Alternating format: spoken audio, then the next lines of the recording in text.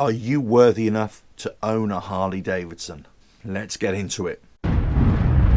RevelatorAlf.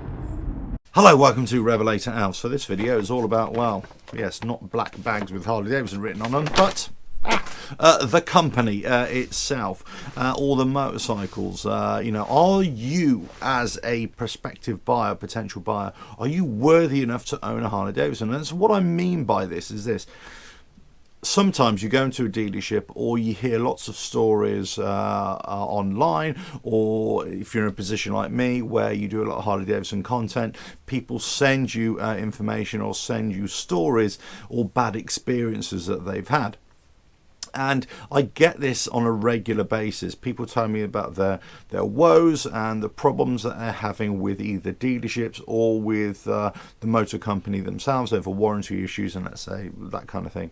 Then you look at the motorcycles that are being produced and also the amount that they want to charge for these brand new motorcycles as well. And then you start looking at the parts and the parts availability and the back ordering and all this kind of stuff, and you kind of wonder, well, who's doing who the favor? And sometimes there is this kind of attitude to say, well, we don't really have to try to win you over because, it's a premier product, it's a prestige product. You should just be, wanting to have that Harley Davidson. So there is a bit of that, I'm sure. And there is a little bit of that general wanting to own a Harley Davidson by some people as well. But I think sometimes they've forgotten who their customer base is and who they should be serving. And this goes right through from the shop floor at the dealerships, and it goes all the way up through into the head offices of Harley Davidson as well. Now, this could apply to any other big corporation as well, but I don't really see it with other motorcycle manufacturers that much, not to the extent that I see it with Harley Davidson as well. Now, I hear time and time again, and I've experienced this myself, is that when they think you're a potential customer or that you're about to buy a motorcycle, they're all very nice to you. They want your business. Okay? That's kind of natural, isn't it? But as soon as they've got you over that line, it's almost like they don't really care. In fact, they only really care when they're trying to sell you another motorcycle in about a year, 2 years' time. That's when they come sniffing around and they make phone calls and send you emails, and then they say, hey, come and have a look at this motorcycle, see what you think. Which is all fine. But in between, there's a lack of customer service, let's say. Then you look at the price that you're expecting to pay, and then when things don't go quite right, you have to justify your position as to why you think that they should fix something. Now, sometimes they do it, absolutely no questions asked, and I've got to say, for the most part, I've never really had an issue in that regard from my local dealership. But I know many other people who have. I know many other people who have not been happy with the service that they've received, either from the sales teams or also from the service department, or also from the company themselves. If we look at the new motorcycles that they've brought out, whilst there's a great innovation there and there's great changes taking place as well, for most people who ride other motorcycle brands, they kind of scoff at what we as Harley Davidson riders are claiming as new technology when it's not. It's still old technology. And then they look at the price that we are willing to pay for these things, or being asked to pay for these things, and then they scoff even louder and think, well, why are you paying that amount for that bike? It just doesn't make sense. Now, if you've seen a couple of my recent videos on the motorcycles that have been produced, I'm not a great fan, not necessarily of the design, but certainly I'm not a fan of their marketing strategy or the amount that we're being asked to pay for these things. So I understand the frustration of owners who have had a raw deal, who had bad service, and many a time that you hear owners of Harley Davidsons, they're going to sell the bike, they're going to sell Harley Davidson, and they're never going to buy one again. Now, if that happens just to one person, in my eyes, you as a company should really be paying attention to this. You shouldn't be brushing under the carpet.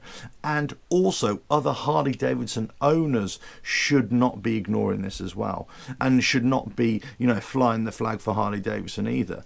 There should be questions being asked here to say, well, why is a particular person had such a raw deal?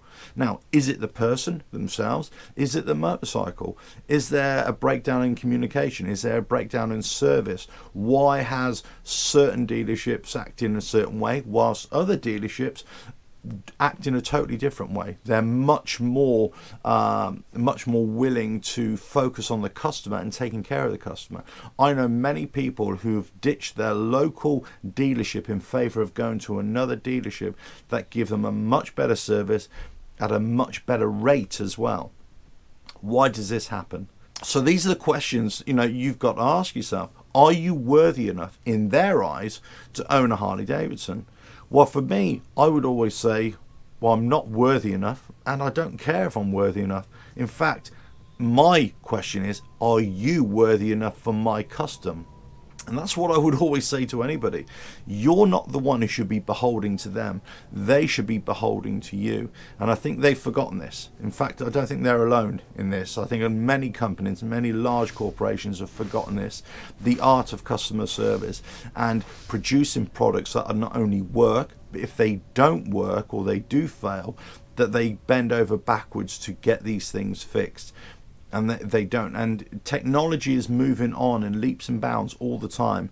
And home mechanics are finding it increasingly difficult to not only work on their bikes, but to have the specialist tooling sometimes that is required to work on their bikes. So even if you're an accomplished mechanic, let's say, or a home mechanic, you might not have the specific tool that's required, or might not be able to afford a specific tool just to work on your brand new motorcycle. People have been buying brand new motorcycles on finance deals for quite a long time, so that keeps on fueling the industry as well. But there isn't that fueling of customer service either. It just seems to, sometimes it works, sometimes it doesn't. So my question to you is, how happy are you with the current Harley Davidson company, with the products that they produce, and also with the customer service, or with the general feeling, the general vibe around Harley Davidson dealerships? Now, I'm neither pro nor against any dealership or the company either.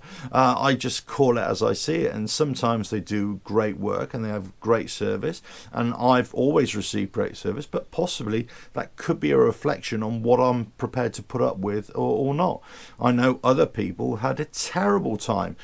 And people still send me information that they're waiting on service, they're waiting on decisions. And, it's just not good enough. People cannot be expected to pay over 10, 15, 20,000 pounds, dollars, shekels, whatever it is, and just be treated in such a poor way. You send your bike in for a service or for some mechanical work to be done, and they're waiting there weeks and weeks for a part to arrive. Well, why is it taking so long for a part to arrive? Then people would say, well, it's not Harley Davidson's problem, it's the COVID, the pandemic, it's the global recession, now it's the war, in Ukraine and all this sort of stuff. The thing is, they kind of ignore that these issues have been going on way before COVID, way before any of the recent problems around the world. So these are long-standing issues that don't really get fixed. And then as old customers fall by the wayside, they're only concerned about the next sale. And I kind of understand that, because that's where their income is going to come from. But they're not really taking care of their customers. Or certainly that's what people are telling me. But let us know what your experiences are, because I could be getting a completely warped view of this. I can only tell you of my experiences, and I suppose for the most part you're treated with a kind of indifference, really. I'm not saying they should roll out the red carpet. Well, maybe they should. Maybe they should roll out the red carpet for anybody who walks through the door and who comes in on their Harley Davidson. Maybe they should remember your name. maybe not. Let us know your thoughts. But something is rotten in the state of Denmark, and it's been like that for quite a while. And I know many of you out there who are very pro Harley Davidson, just like I am. Although you might not think it, I am actually very pro Harley Davidson, or I'm pro a good product from Harley Davidson, but I'm not pro some of the things that they do, or some of the decisions they make, and the corporate activities of Harley Davidson, or the marketing strategies, or some of the models that they bring out. I just don't care for, and I never have.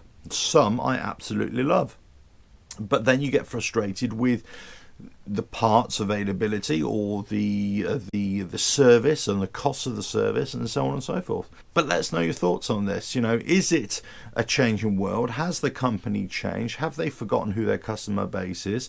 And what do they need to do to change that? Because, as far as I can tell, I go into a dealership now and, well, the models are slim pickings. There's not much action going on there. Yes, still people go into these dealerships to have a look at the bikes here in UK, in Europe, of course, but there's a lot of money, and people might be quite concerned about the financial situation that they're going through. Prices just are going through the roof, or energy prices are right now, as we all know. But there's still a really high price tag. So I wonder how many motorcycles are actually being sold right now by these dealerships, certainly over here in Europe, but also in the United States.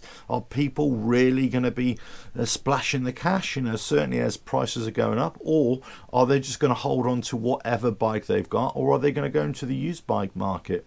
If I were to buy another Harley Davidson now, which I would always consider, because some of the bikes I really like, I'm not sure I would ever go for a brand new one again.